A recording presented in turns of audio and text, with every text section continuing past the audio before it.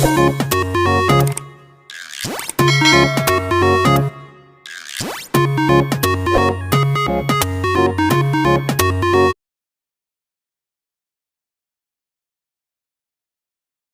ही हम 9th में भी पास हो जाएंगे। लकी सिंह तुम भी क्या सुन रहे हो, ध्यान से सुन लो, तुम भी फेल ही थे। 3.3 देखो, आई थिंक तीसरा ना, ये 2 डिजिट नंबर वाला मैं बताती, कोई चीज़ दो इसके ऊपर रखने के लिए। 2 डिजिट नंबर वाली बात हो रही थी, मैंने आपको बताया था कि नंबर कैसे बनता है, ये बात हुई थी ना। तो जिसने नहीं समझा था वो एक बार पिछली वीडियो को देखिएगा, तो उसमें आप देख लेंगे, उससे आगे हम बढ़ रहे हैं। अब मैं क्वेश्चन पे आ रही हूँ डायरेक्ट। तो पुरानी कहानी जो मैंने आपको कल सुनाई थी वो मैं आज नहीं सुनाऊंगी, जिसको दोबारा सुनने का मन हो तो वो प्रीवियस क्लास को देख लें। ये कह रहा है the sum of the digits of a 2 digit number is 9। तो मैंने आपको बोला था कि हम क्या करेंगे, लाए थे तुम 19 में। यार तुम्हारा ये एक्सक्यूज़ मैं कब तक सुनूंगी बेटा कि मॉनिटर नहीं आया है। मॉनिटर नहीं आया तो कुछ अल्टरनेट इंतज़ाम करो ना। मैथ्स में हर एक सेंटेंस लिखने के बाद मुझे मिटाने की ज़रूरत पड़ेगी, मैं कहाँ से करूँ? रब बताओ, तुम बताओ मुझे। क्लास होगी या नहीं होगी आज? एक क्वेश्चन कराऊंगी फिर मुझे मिटाना पड़ेगा, एक क्वेश्चन कराऊंगी फिर मुझे मिटाना पड़ेगा, मैं किस चीज़ से रब करूंगी?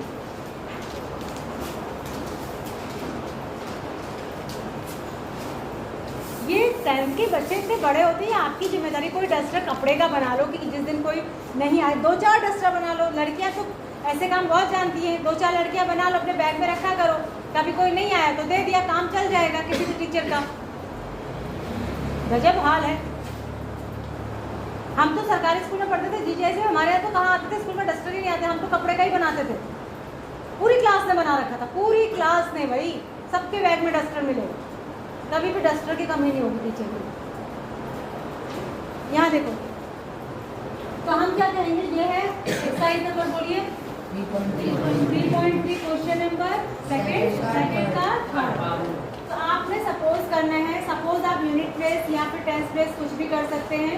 लड़के सारे अलग अलग बैठे, मेरी क्लास आज हो नहीं पाएगी, डिस्टर्ब ही रहेगी। लड़के उठ जाइए, खाली सीट मुझे एक भी नहीं दिखनी चाहिए, सब पे एक एक बच्चा बैठा हुआ दिखना चाहिए। इधर आ जाओ तुम, ये क्या है, इधर आओ, इस सीट पे आओ। हाँ तुम इस सीट पे आओ, तुम उठो यहाँ से, हमारे तुम अकेले बैठो, किसी के साथ बैठना है, उधर चले जाओ। जब तक सारी सीट भरी हुई हो तब तक अकेले अकेले बैठना, फिर जब नहीं गुंजाइश बैठे तब डबलिंग तब करो, ठीक है। ये इसका कारण मैं बताती हूँ, कारण कुछ नहीं है, जैसे ही आप 2 लोगों के साथ बैठते हो आपका ध्यान टप जाता है और आप ध्यान नहीं देते, अकेले बैठेंगे तो ध्यान देते, ठीक है। तो इसमें हम सपोज करेंगे यूनिट प्लेस और टेंस प्लेस नंबर हमारी चॉइस है, हम चाहे यूनिट प्लेस को एक्स ले लें चाहे टेंस प्लेस को एक्स ले लें। मैं यूनिट प्लेस को ले रही हूँ वाई और टेंस प्लेस को लूँगी एक्स, ठीक है। तो मैं लिखूँगी लेट यूनिट प्लेस नंबर नहीं डिजिट और नंबर में फर्क होता है, इक्वल टू एक्स, और let tens place digit equal to Y. अब according to the first condition, यहाँ ध्यान दीजिए, लिखेगा कोई कुछ नहीं, अकॉर्डिंग टू द फर्स्ट, आपको समझना है, लिखना नहीं, उतारना नहीं। According to the first condition, ये कह रहा है कि 2 डिजिट नंबर है, उसके दोनों डिजिट का सम कितना है, 9। तो सम 9 है, यूनिट प्लेस और टेंस प्लेस का जो सम है वो कितना है, 9 है। तो पहली क्वेश्चन तो इसी से बन गई, question number x plus y is 9, it is given। अगला है also 9 times the number is twice the number obtained by reversing the order of the digit। देखो अब जो ये नंबर है उसका अगर 9 टाइम्स कर दे, कितना कर दे, 9 टाइम्स। क्या कह रहा है, also 9 times of the number is twice the number obtained by reversing the digit। पहले हमें ये नहीं पता कि नंबर क्या है, यहाँ पर एक चीज़ हमें और लिखनी चाहिए, नंबर भी बना लेंगे। नंबर क्या बनेगा, नंबर मैंने आपको बताया था 10 से तो टेंस प्लेस वाली डिजिट को मल्टीप्लाई करेंगे, यानी y को और प्लस यूनिट प्लेस डिजिट, ये नंबर हो गया आपका, नंबर ये बना, ठीक है। अब ये कह रहा है कि अगर डिजिट को रिवर्स कर दे, माने जो टेंस प्लेस डिजिट है उसको यूनिट प्लेस बना दे और जो यूनिट प्लेस डिजिट है उसको टेंस प्लेस, ठीक है। लिखेंगे number after reversing the digits, after reversing the digits. अगर रिवर्स कर दे तो क्या नंबर बनेगा? वो बनेगा 10x प्लस वाई।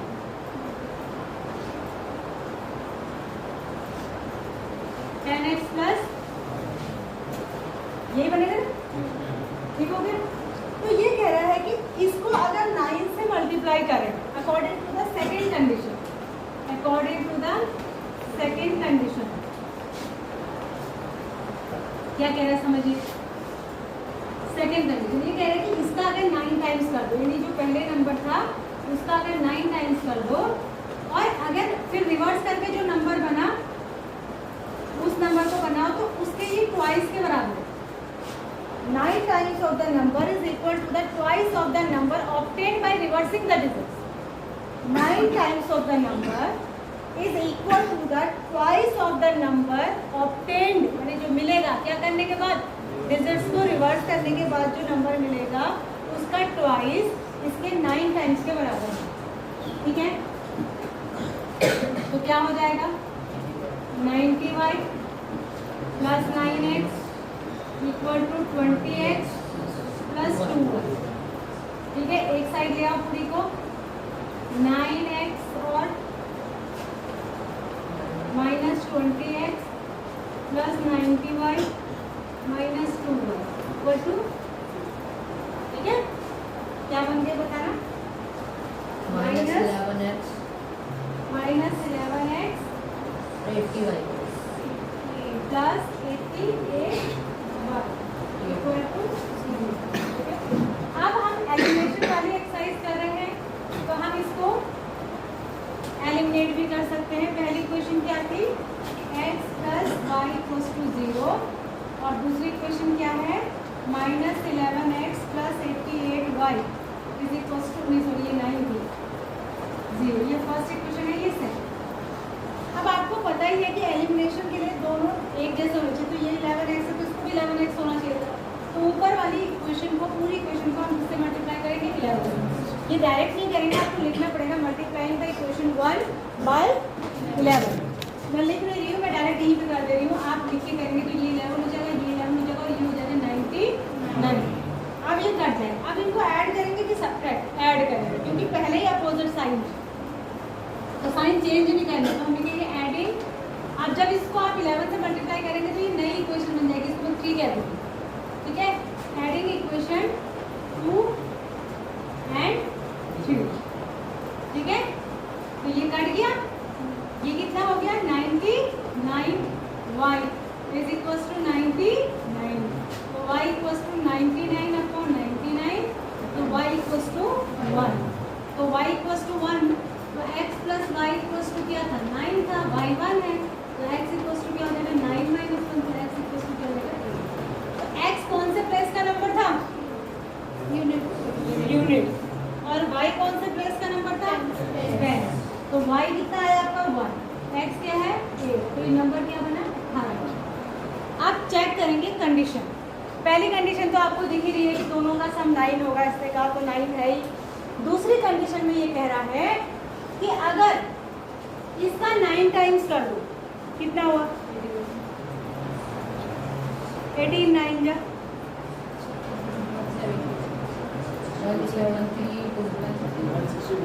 162। ठीक है, और इसको रिवर्स कर दो, अब रिवर्स होने पर नया नंबर क्या बना 81, इसका 2 टाइम्स कर दो तब भी कितना आया 162, तो ये हो गया दूसरी कंडीशन। यही कहा ना इसने कि पहले वाले नंबर को अगर 9 टाइम्स कर दो तो रिवर्स करने पे जो नंबर मिल रहा है उसको 2 टाइम्स के बराबर है। यही तो कंडीशन थी ये वाली, थी या नहीं थी, आ गया। तो ऐसे करके आप चेक भी आपने कर लिया कि नंबर बनेगा 18 और डिजिट्स होंगी यूनिट प्लेस का नंबर 8 और टेंस प्लेस का नंबर, और कंडीशन दोनों इसमें अप्लाई हो रही है, यानी आपने आंसर एकदम सही दिया। ये सबको क्लियर है कि नहीं, बढ़े आगे बढ़ जाए, आओ जी।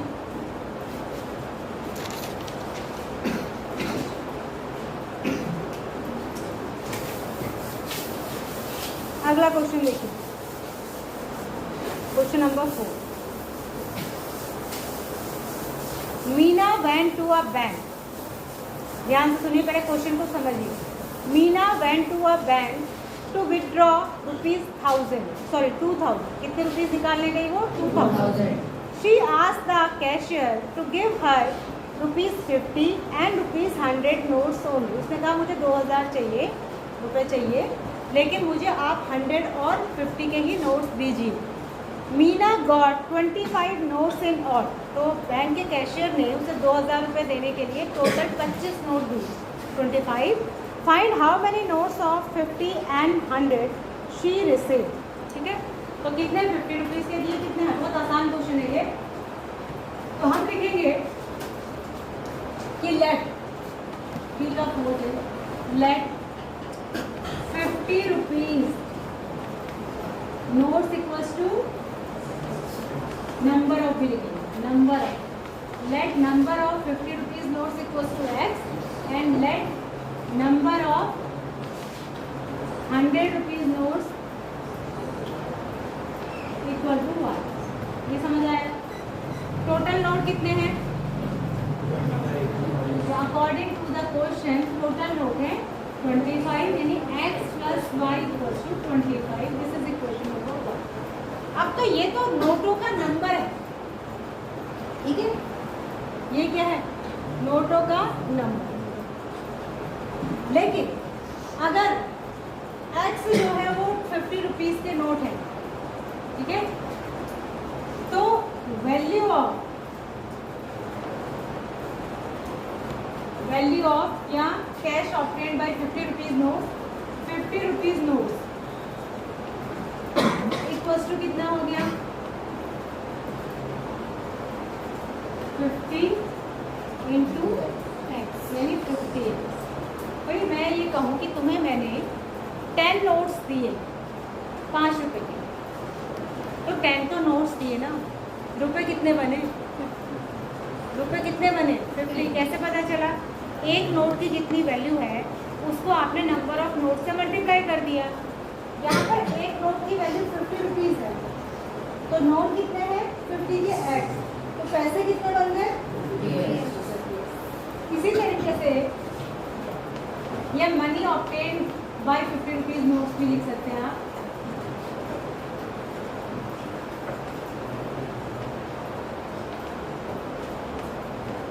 और money obtained by 100 rupees notes 100y, ठीक है, y नोट है और एक नोट की वैल्यू 100 है, तो y नोट्स की वैल्यू 100y हो जाएगी। और टोटल कितना पैसा है ये? 2000 है, यानी 50 रुपए से जितने पैसे बने और 100 रुपए से जितने पैसे बने 100 रुपए के नोट से, टोटल मिला के 2000 है। क्वेश्चन 2, बस अब एलिमिनेशन से इसको सॉल्व कर लो। अब आप लिखेंगे, देखो यहाँ 50x है, अगर आप x से x वाला एलिमिनेट करना चाहते हैं तो इसको भी 50x होना चाहिए, तो तब आप इसको किससे मल्टीप्लाई करेंगे? पहले इक्वेशन को 50 से। तो ये आप लिखेंगे, ऐसे नहीं शॉर्टकट में, आप लिखेंगे मल्टीप्लाइंग द इक्वेशन 1 बाई 50, और 50 से मल्टीप्लाई करने के बाद एक नई इक्वेशन बनेगी, वो बनेगी 50x + 50y is equal to है, जल्दी बताओ, 120 नहीं,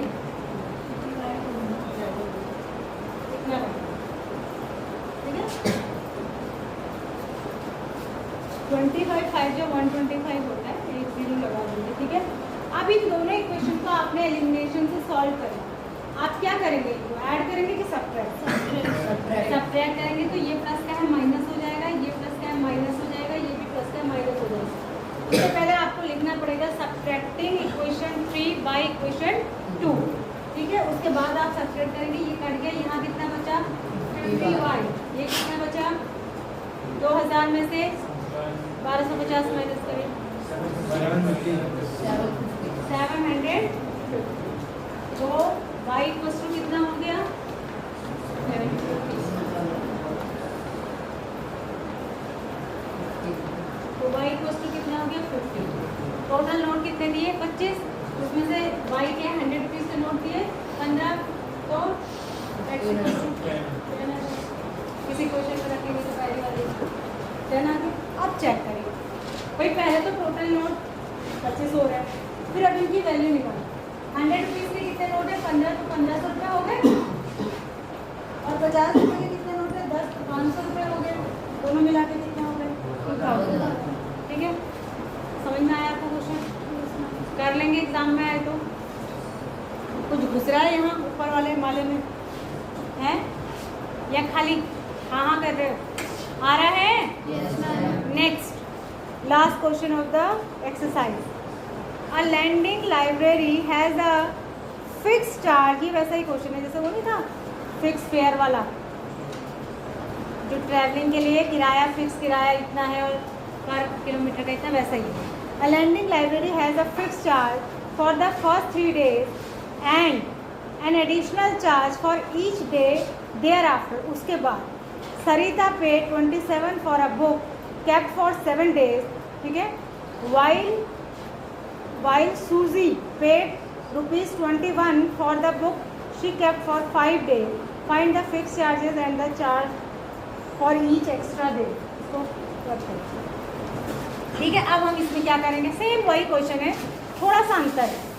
इसमें ये लिखा है कि जो पर डे के चार्ज लगेंगे वो देयर आफ्टर लगेंगे, मतलब जितने आपने जितने दिन के फिक्स चार्ज दे दिए उसके बाद से लगेंगे। वहाँ ऐसा नहीं था, वहाँ ऐसा था कि जितना भी आप किलोमीटर चल रहे हैं उसके लिए फिक्स चार्ज तो देने ही देने हैं, और उतने ही सारे के सारे किलोमीटर के लिए आपको पर किलोमीटर के हिसाब से भी देंगे। ठीक है, तो इसमें क्या है कि जो क्या नाम है इस लड़की का, नाम कहाँ गया,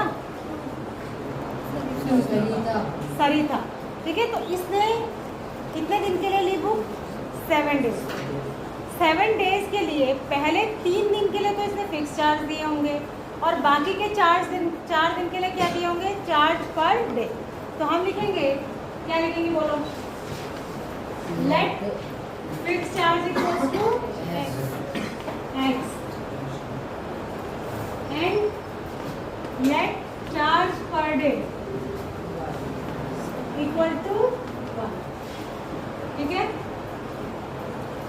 फॉर 7 days मनी पेड, अगर 4 दिन के लिए मनी देना है तो टोटल मनी कितना हो जाएगा, 3 दिन के लिए तो वो फिक्स चार्ज देगी, यानी 3 into x, यानी जैसे x की वैल्यू अगर 5 रुपये है तो 5 3 जा 15। नहीं फिक्स चार्ज तो फर्स्ट 3 days है ना, फर्स्ट 3 days के लिए क्या है, फिक्स चार्ज है, उसको 3 से मल्टीप्लाई नहीं करेंगे, वो तो x ही आ जाएगा टोटल। मतलब मैं आपसे ये कह रही हूँ, अगर आप एक किताब मेरे से पढ़ने के लिए ले जा रहे हैं लाइब्रेरी में, तो पहले 3 दिन तक अगर बुक आप अपने पास रखते हैं तो आपको 10 रुपये देने, लेकिन अगर 3 दिन से ज़्यादा और रखते हैं तो फिर पर डे के हिसाब से 5-5 रुपये और देने। ठीक है, तो पहले 3 दिन के लिए तो आप उसको 3 से मल्टीप्लाई नहीं करेंगे, वो तो फिक्स ही है कि 25 रुपये तो देने ही देने। ठीक है, अब जो बाकी के 4 दिन बचे उससे y को मल्टीप्लाई करेंगे, क्योंकि चार्ज पर डे क्या है 4y, सॉरी y है तो 4y हो जाएगा। अब दूसरी जो लड़की है यहाँ पर लिखना सरिता पे, दूसरी है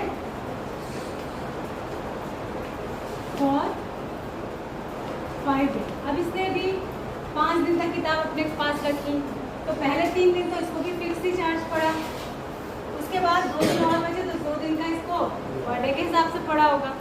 ठीक है, अब ये जो है ये इसने टोटल पे करा 27 रुपये, और इसने कितना करा 21। तो ये क्वेश्चन 1 हो गई, ये क्वेश्चन 2। बस ये तो बहुत आसान है, x + 4y = 27 और x + 2y = 21।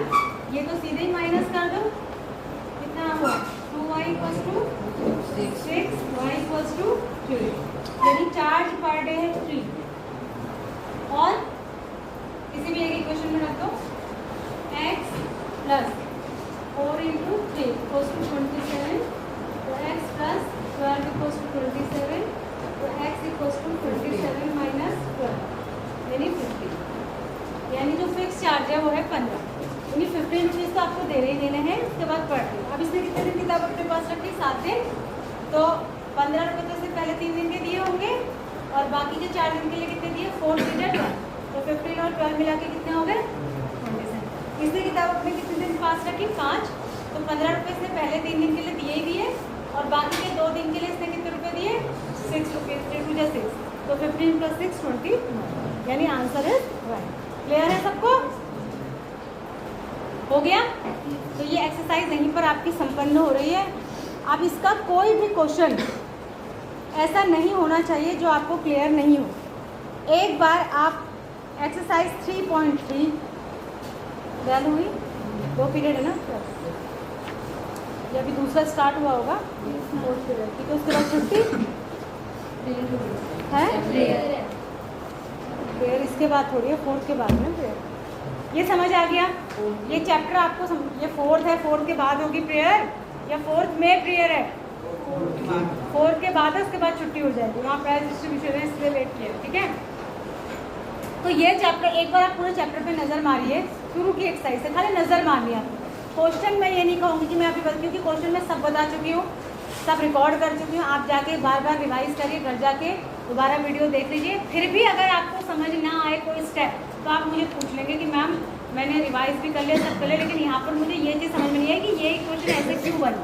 मुझे पूरा कारण सही चाहिए, ऐसा नहीं हवा में मैडम ये क्वेश्चन बता दो, वो क्वेश्चन बता दो। सब मैंने बता रखे, सब मैंने रिकॉर्ड कर रखे हैं, तो वो आप देखिए। और उसके बाद कोई स्टेप आपकी समझ में नहीं आता कि ये इक्वेशन ऐसे क्यों हुई, तब आप उनसे पूछेंगे, ठीक है। एक बार नज़र मारिए और मान के चलिए कि आपको मुझे मैं ये मान के चलती थी आ गई होगी एक्सरसाइज और क्लियर हो जाएगा। ये कॉपी में चल रहा है काम, कॉपी में चल रहा है। जिस दिन सैटरडे को तुम्हारा टेस्ट होगा, दैट डे है वेडनेसडे को, that day I will be free. मैं तो 2 पीरियड बैठी रहूँगी, है ना। तुम्हारा टेस्ट होगा तो उस दिन मैं कॉपी चेक करूँगी, बात समझ आ गई? उस दिन आप कॉपी सबमिट कर देंगे। थोड़ी उससे पहले दिन करूँगी, खाली पीरियड में थोड़ी उस दिन करूँगी, तो आधे बच्चे पहले दिन करेंगे, आधे उस दिन, रोल नंबर वाइज, ठीक है। इसको बता दो भाई कौन से चैप्टर का टेस्ट होगा? फर्स्ट चैप्टर का पहले हो चुका है, सेकंड और थर्ड का अब होगा, ठीक है। और तुम्हारा कहीं अलग से लिया जाएगा फर्स्ट चैप्टर का, क्योंकि वो सबको देना ज़रूरी होता है, उसके मार्क्स आर जाते हैं ऑनलाइन, ठीक है। आर से वो सीट भेजे रहते हैं ऑनलाइन, उसी पे जीके तुम्हारी सर उसी पे चढ़ा देते हैं। अब देखो, देख लो एक बार नज़र मार के, हमने अभी क्या पढ़ा? ये कौन सा चैप्टर था? लीनियर इक्वेशन था, ठीक है। इन टू वेरिएबल, लीनियर इक्वेशन का मतलब किसकी इक्वेशन? लाइन। लीनियर इक्वेशन की डिग्री कितनी होती है? 1, ठीक है। और अगर हम उसको ग्राफ में प्लॉट करें तो हमको ग्राफ में एक लाइन मिल जाती है, ठीक हो गया।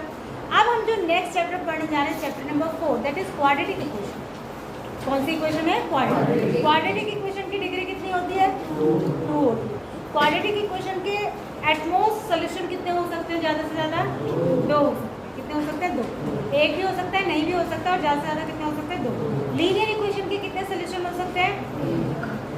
Depends on the variable. अगर 1 वेरिएबल में है तो 1 होगा, अगर 2 वेरिएबल में है तो ये 2 वेरिएबल मैंने एक क्वेश्चन पढ़ाई थी आपको, इसमें कितने बताए थे? शुरू में हमने बहुत डिस्कस करा इस बारे में। कितने सोल्यूशन हो सकते हैं? इनफाइनाइट। कितने सोल्यूशन हो सकते हैं? 3 कंडीशन पढ़ी थी आपने, कौन कौन सी? कि लाइन कैसे कैसी हो सकती है? Overlapping line, parallel lines and intersecting line, ठीक है। समझ में आ रहा है? तो 2 वेरिएबल में इक्वेशन हो तो बहुत सारे सोल्यूशन हो सकते हैं।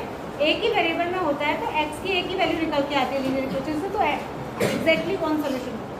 तो अब हम क्वाड्रेटिक इक्वेशन पढ़ने जा रहे हैं, और क्वाड्रेटिक इक्वेशन हम 1 वेरिएबल में ही पढ़ रहे हैं। किसमें पढ़ रहे हैं? 1 में। इसकी एक्सरसाइज देखेंगे तो आपको दिख जाएगा कि पूरी इक्वेशन या तो x में या तो y में ऐसे ही है, ठीक है। आप सुनिए, ये बहुत आसान सा चैप्टर है मेरे हिसाब से, तो आपकी बुक में जितने चैप्टर हैं सारे आसान हैं, except which are new for you. मतलब जैसे मैंने बताया था पहले भी, एक भी है या फिर ट्रिग्नोमेट्री, वो आपके लिए टॉपिक नया है, ऐसा नहीं कि वो टफ है। मतलब आपने ट्रिग्नोमेट्री पहले कभी पढ़ी नहीं, आपने अरिथमेटिक प्रोग्रेशन पहले कभी पढ़ी नहीं, तो वो नई चीज़ पढ़ी। बाकी टफ तो कोई भी नहीं है इसमें। 9th में फिर भी 2 चैप्टर टफ थे, एक क्वाड्रिलेटरल हो गया, एक ट्रायंगल थोड़ा टफ था, लेकिन 10th में कुछ भी टफ नहीं, ठीक है। तो अगला देखो, सीधे एक्सरसाइज पे आ जाइए आप, क्योंकि इन इक्वेशंस के बारे में बेसिक्स मैं आपको पहले ही बता चुकी हूँ, फिर भी चलो एक बार बता लेते हैं। अरे यार मैं यहाँ देखती हूँ ना, फिर मुझे ये होता है कि ये बोर्ड भरा हुआ।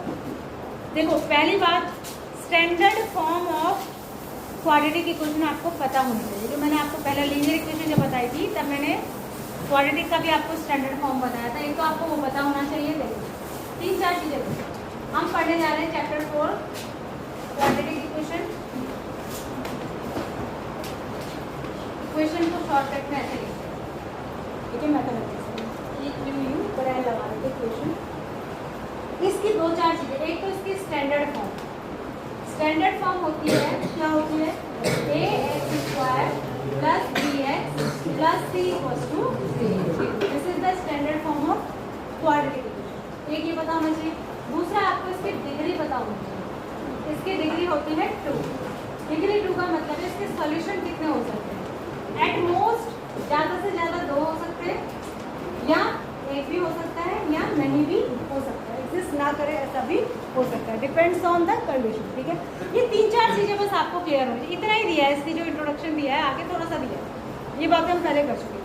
अब देखो हमने कहा जो डिग्री 2 की इक्वेशन है वही उसी को क्वाड्रेटिक कहेंगे, यानी डिग्री तो 2 होना मस्ट है ना, तभी तो क्वाड्रेटिक कहेंगे इसको। वेरिएबल की डिग्री 2 होना जरूरी है, तभी क्वाड्रेटिक कहेंगे। तो पहली एक्सरसाइज में आइए आप 4.1 में आइए। इसमें बहुत ही आसान पहला क्वेश्चन है। देखो ऐसा है बिल्कुल बच्चों जैसा। इसमें आपको यही बताना है कि जितनी इक्वेशन दी है इनमें से ये क्वाड्रेटिक है या नहीं, खाली चेक करना है या नहीं। अच्छा, अगर हमें ये चेक करना है कि क्वाड्रेटिक है या नहीं, तो हमें क्या चेक करना है, इसकी डिग्री। क्या चेक करना है, डिग्री, इसकी डिग्री 2 है या नहीं। अब डिग्री कैसे चेक करेंगे, पहले आपको इसको सॉल्व करना पड़ेगा, सिंप्लीफाई करना पड़ेगा। जो लास्ट में निकल के आएगा उसमें डिग्री देखी जाएगी। अब देखो कंफ्यूज कैसे करता है। आपको दे दिया x + 1 का होल स्क्वायर = 2 × x - 3। अब जिन बच्चों का कंसेप्ट क्लियर नहीं होता वो क्या करते हैं, उन्होंने स्क्वायर दिख रहा है, इसमें दिख रहा है ना स्क्वायर, बस उन्होंने स्क्वायर देखा और कहेंगे हाँ ये क्वाड्रेटिक है, इसमें स्क्वायर। नहीं, ऐसे नहीं करना है। आपको पहले से क्या करना है, सिंप्लीफाई। क्वेश्चन क्या बताएं,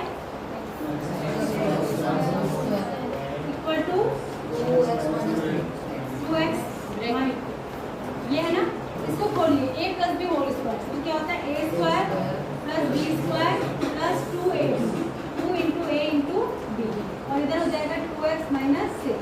तो ये x² + 1 + 2x = 2x - 6। 2x से 2x कट जाएगा, इक्वल टू के इधर दोनों साइड हमेशा सेम साइन कटता है, मतलब ये भी प्लस में होगा, ये भी प्लस में कट कटेगा, सेम दोनों साइड, ठीक है। तो ये इसको इधर जाएंगे तो ये बचा x² + 1 + 6, यानी x² + 7। अब ये आया इसका फाइनल आंसर। अब हम कहेंगे हाँ इसकी डिग्री 2 है, ये क्वाड्रेटिक इक्वेशन है, ये क्वाड्रेटिक इक्वेशन है, ठीक है।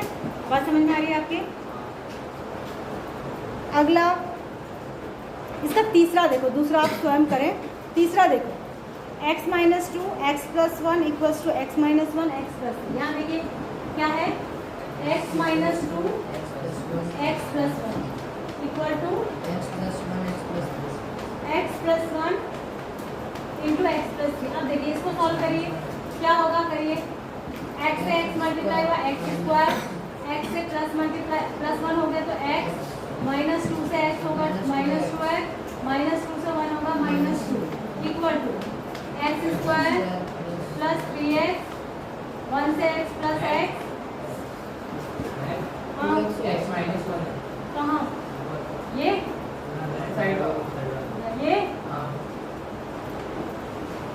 देखो पहले तो अभी इसे करेंगे, x² हो गया, 3x हो गया, ये -x हो जाएगा और ये हो जाएगा -3, ठीक है, ठीक है ना।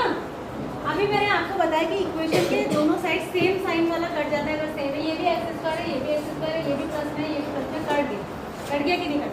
अब स्क्वायर वाली टर्म तो कट गई, तो ये क्वाड्रेटिक है, नहीं है। अगर आपको सॉल्व करना नहीं आएगा तो आप पहचान ही नहीं पाएंगे। तो पहले आपको सिंप्लीफाई करना है, फिर देखना है, ठीक है। अब बाकी को सॉल्व कर लीजिए। इधर ये प्लस का x था, माइनस का 2x था, तो 2x में से x गया, क्या बचा, माइनस का x बचा, और इधर भी -x है ना, ठीक है ना। इक्वल टू ये कितना 3x माइनस एक्स माइनस 3 ऐसे काट दीजिए, -2 -3 को इधर लाएंगे +3 और इसको इधर लाएंगे तो -3x इक्वल टू 0। ये कितना बचेगा 1 -3x + 1 इक्वल टू ये बचेगा लीनियर इक्वेशन है, ठीक है, क्वाड्रेटिक नहीं। तो कहने का मतलब आप मेरी बात को समझ गए कि नहीं समझे? देखो इसका 6th देखो, एक मिनट 6th वाला देखो। 6th वाले में देखने में लग रहा है कि ये क्वाड्रेटिक इक्वेशन है, लग रहा है ना? 6th पार्ट में लग रहा है ना, x² है उसमें कि नहीं है? 6th पार्ट में है ना? लेकिन जैसे ही आप इसकी राइट हैंड साइड को ओपन करेंगे, राइट हैंड साइड है x - 2 का होल स्क्वायर यानी a - b होल स्क्वायर, जब उसको आप ओपन करेंगे तो इधर क्या क्या आएगा, x² + 4 - 4x यही आएगा। तो दोनों साइड x² क्या हो जाएगा, कैंसिल हो जाएगा, तो फिर स्क्वायर वाली टर्म बचेगी नहीं, तो फिर ये लीनियर कहलाएगी। तो कहने का मतलब ये कि देखने में लग रही है कि ये क्वाड्रेटिक है, पर सॉल्व करने के बाद पता चल रहा है कि ये क्वाड्रेटिक नहीं है। तो एग्जाम में अगर ये क्वेश्चन आता है तो हमें खाली येस या नो नहीं लिखना है, आपको इक्वेशन पूरी सॉल्व करनी है। लास्ट में जब आप इक्वेशन जो अगर लीनियर बचे तो आप लिखेंगे it has degree 1, so it is linear equation not a quadratic equation. अगर लास्ट में स्क्वायर बच रहा है तब लिखेंगे the degree of the equation is 2, therefore it is a quadratic equation. मैं आपको इसलिए बता रही हूँ क्योंकि बोर्ड एग्जाम में तो आपकी कॉपी जो भी चेक करे, कहाँ जाती है कॉपी हमें नहीं पता, लेकिन PT1 PT2 PT3 pre-board 1 pre-board 2 इसकी कॉपी मैं नहीं चेक करनी। तो जैसे मैं बता रही हूँ आपको आंसर ऐसे ही करना है, ठीक है, बात समझ रहे हैं ना? तभी आपको मार्क्स मिलेगा। शॉर्टकट में काम करोगे तो मार्क्स भी शॉर्टकट में ही मिलेगा। 2 नंबर का क्वेश्चन है, 2 नंबर के लायक काम किया है, ढंग से सॉल्व किया है, आंसर अच्छे से लिखा है, क्लैरिफाई करके लिखा है, जो लिखना चाहिए वो लिखा है, तब 2 मिलेंगे, ठीक है, बात समझ रहे हैं ना? खाली आंसर निकाल दिया उससे मतलब नहीं होता कि हाँ ये क्वाड्रेटिक थी और मैंने कहा कि क्वाड्रेटिक है तो मैम ने मुझे 2 नंबर क्यों नहीं दिए थे। भाई तुम खाली देख के लिख दे रहे हो, उसको सॉल्व कौन करेगा? उसमें हर चीज़ के नंबर हैं, येस हो या नो लिखने के नंबर तो आधा नंबर होता है। कई बच्चे करते हैं कि जैसे मान लिया 2 मार्क्स का क्वेश्चन है, क्वेश्चन करना नहीं आ रहा, बगल वाले से लास्ट में जब कॉपी सबमिट करी पूछा इसका आंसर क्या था, उसका आंसर लिखा है। अब क्वेश्चन अगर 2 मार्क्स का है, आप खाली आंसर लिखा है तो आपको कितने नंबर मिलेंगे? हाफ। कितने नंबर मिलेंगे? हाँ, क्योंकि आपने आंसर पूछ के आंसर लिख दिया, लेकिन सॉल्व करना भी तो एक प्रोसीजर है, उसके भी तो स्टेप बाय स्टेप मार्क्स थे, आपने सॉल्व नहीं किया, ठीक है। तो इसके बाकी आप कर लेंगे कि नहीं? कर लेंगे ना? आप देखो इसी का 8th देखिए, 8th लास्ट वाला क्वेश्चन दिख रहा है इसी का। ये आपको देखने में लग रहा है कि ये क्यूबिक इक्वेशन है, लग रहा है ना? अब कई बच्चे इसको लिख देंगे नहीं ये क्वाड्रेटिक नहीं है क्योंकि इसमें तो क्यूब है, ये क्यूबिक है। लेकिन जैसे ही आप राइट हैंड साइड का क्यूब इसका ओपन करेंगे तो क्यूब से क्यूब वाली टर्म कैंसिल हो जाएगी, फिर इसमें स्क्वायर वाली टर्म बचेगी। कौन सी टर्म बचेगी इसमें? स्क्वायर वाली टर्म बचेगी। मेरे पास बुक किसकी है? तुम्हारी बुक कहाँ है? Stand up, where is your book? बाहर निकलो।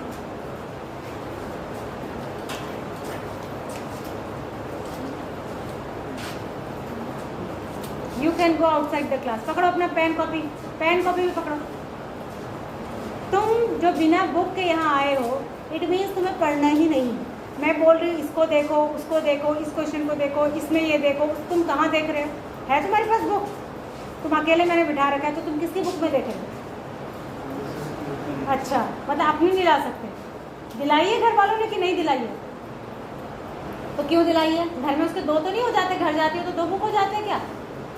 जिसके पास भी बुक नहीं है या जिसके पास मतलब अगर वो रियल में बच्चा इतना पुअर है कि वो बुक नहीं खरीद सकता, लिसन टू मी, चाहे इस क्लास के 2 बच्चे हों, 4 हो या 10, अगर वो सच में इतने पुअर है, इतनी पुअर फैमिली से है कि उनके पास 150 रुपये की NCERT की बुक सस्ती होती है, 100-150 रुपये की बुक खरीदने के पैसे नहीं है, वो सारे बच्चे मुझसे कहें मैं उनके लिए बुक खरीद के ला के उनको दे दूँगी। लेकिन अगर आप सक्षम हैं, बुक पेरेंट्स ने ला के भी दी है और आप सिर्फ घर पे रख के आते सिर्फ इस कारण से कि मुझे लाइट बैग लेके जाना है, तो उसको क्लास में आने की आवश्यकता नहीं है, ठीक है। जिस बगल वाले की अगल वाले की बुक से तुम देखना चाहते हो ना, अगर वो भी यही सोचेगा कि मेरा भी बैग भारी हो रहा है, मैं भी बुक ना ले जाऊं, तो फिर तो कोई बुक नहीं लाएगा, फिर तुम किससे पढ़ोगे? भाई जैसे भारी तुम्हें लगता है बैग में बुक लाने में, वैसे जो लाया है उसको भी तो भारी ही लगता है। और कौन है इस क्लास में जिसके पास बुक नहीं है? Stand up, go outside. You don't have book in school और यू डोंट हैव बुक। तुम्हें घर में पेरेंट्स ने बुक ला के दी है या नहीं? ला के दी है ना, ये रिकॉर्ड हो रहा है, मैं रिकॉर्ड पे ही बोल रही हूँ उसको। ला के दी है ना? What is your name? Huriya, Harsh, Saurabh Rawat, lucky. आप चारों बाहर जा सकते हैं विद यू। क्या नाम है? करण। आप लोग मेरी क्लास में तभी बैठे जब आप इतना वजन सहन करने लायक हो कि आप अपनी बुक लेके आ जाए, अदरवाइज क्लास में मत आइए। क्योंकि मुझे इससे ये फील होता है you don't want to study, आप पढ़ना नहीं चाहते। क्योंकि जो बच्चा पढ़ना चाहता है वो बुक लेकर आए। बुक में बोर्ड पे टीचर 10 चीज़ बताती है, बुक में बोलती है यहाँ पर ऐसा नोट करो, यहाँ पर वैसा नोट करो, ये चीज़ इंपॉर्टेंट है। बच्चा अपनी बुक में इंपॉर्टेंट कहीं पे लिखता है, कोई चीज़ टिक करता है, किसकी बुक में करोगे? पैसा खर्च करके, मेहनत की कमाई खर्च करके जो पेरेंट ने बुक दिलाई है उसको तुम स्कूल तक भी लाना ज़रूरी नहीं समझते हो?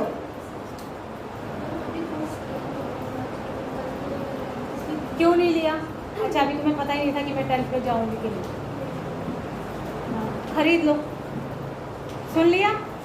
मैं सबसे कह रही हूँ और ऑन रिकॉर्ड कह रही हूँ कि अगर आप बुक नहीं ला सकते आप क्लास में मत आइए। जिस दिन आपको लगेगा कि हमारे कंधों में इतनी ताकत आ गई है कि हम बुक का बोझ उठा लें, उस दिन आप हंसो मत। हुरिया, 4 बार नाम लूँगी तुम्हारा यहीं पे। पास होना है, पढ़ना है तो बुक लेकर आना, otherwise you can go outside the class. जाओ, जल्दी जाओ यहाँ से, बाहर ही खड़े रहोगे यहीं पे। कहीं भी छूटे, मैं ये कोई एक्सक्यूज़ नहीं मानती। मेरा भी बच्चा है बेटा, मैं भी अपने बच्चे का बैग चेक करती हूँ और रोज़ बुक रख के भेजती हूँ। और उसको सिखाया है कि वो खुद भी चेक करे, सुबह टाइम टेबल लगाए और बुक लेकर जाए। और जिस दिन वो कह देती है ना कि मैम, मम्मी आज मैम ने मुझे थप्पड़ मारा, मैंने ये नहीं किया था, या मैम ने मुझे डांटा, मैं ये चीज़ नहीं ले गई थी, मैं कहती बहुत अच्छा कर दो, मेरी तरफ से और लगा। तो क्या तुम्हारी तारीफ होगी स्कूल में? बंद करो इसको। ये बात शायद आज पहली बार नहीं हो रही है, बात चौथी, पांचवी, छठी बार हो रही है कि बुक लेके आनी है। मैथ्स जैसे सब्जेक्ट में, साइंस जैसे सब्जेक्ट में, जहाँ हमें नीचे हर बार बुक में देखने की ज़रूरत है, मैं कोई क्वेश्चन डिस्कस कर रही हूँ, आप उसमें बुक नहीं लाएंगे तो किसमें लाएंगे? हाँ, मैं कोई स्टोरी सुना रही होती, लिटरेचर पढ़ा रही होती, तो मैं आराम से कहानी सुनाती, किसमें ये, और आप सुनते, कोई बात नहीं, बुक नहीं दिए आप बैठ के सुनते। SST पढ़ा रही होती, मैं आपको बताती कि पानीपत का वॉर कैसे हुआ था, उसकी कहानी बताती, तो वो आप बैठ के सुन सकते थे बुक नहीं होने के बावजूद। But in math science you are not carrying book. दुख होता है मुझे ये सोच के कि बच्चा बुक तक लाना जरूरी नहीं समझ रहा है, उसको इतना भी पसंद नहीं कि वो बुक लेके जाए।